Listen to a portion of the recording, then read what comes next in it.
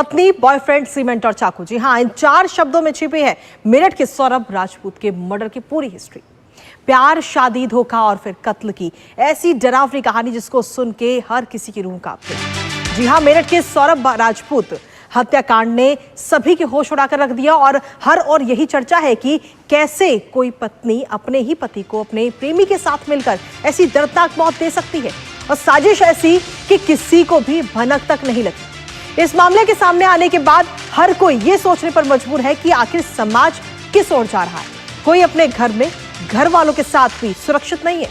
लेकिन उससे पहले आपको बताते कि कैसे इस वारदात को दिया गया अंजाम। तो मेरठ पुलिस की तरफ से इस पूरे मर्डर की थ्योरी बताई गई है, साझा की गई है, जिसमें पुलिस की तरफ से कहा गया कि 3 मार्च की रात को सौरभ राजपूत की हत्या की गई। उसकी जो पत्नी है मुस्कान रस्तोगी, उसने अपने बॉयफ्रेंड के साथ मिलकर के बॉयफ्रेंड साहिल शुक्ला को अंजाम दिया है।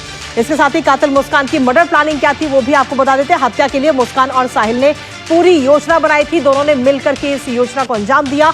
चाकू और बेहोशी की दवाएं पहले ही खरीद ली गई थी इस वारदात को अंजाम देने के लिए, पति की हत्या करने के लिए। इसके साथ ही अगर हम देखें तो मुस्कान ने सौरभ के खाने में बेहोशी की दवा मिला दी, जिसके बाद में सौरभ बेहोश हो गया था और उसके बाद इस वारदात को अंजाम दिया गया है।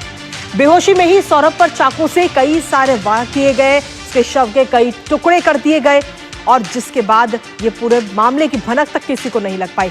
साथ ही आपको बता दें कि सबूत मिटाने के लिए कमरे को ब्लीचिंग पाउडर से भी धोया गया, जिससे कि किसी भी प्रकार का कोई सबूत उस कमरे में ना रहे। 4 मार्च को मुस्कान ने बाजार से एक ड्रम खरीदा और सीमेंट खरीदा, जहां से शव बरामद किया गया। तो ये ड्रम और सीमेंट खरीदा गया था और शव को उसमें सीमेंट के घोल के साथ भरकर रख दिया गया। उस शव को सीमेंट में भरकर रख दिया।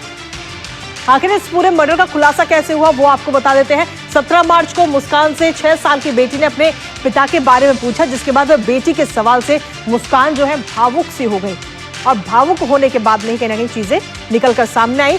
भावुक होने के बाद मुस्कान अपने मायके पहुंचती है और हत्या का जो इल्जाम है वो ससुराल पक्ष के लोगों पर उनकी तरफ से लगा दिया जाता है सीधे तौर पर।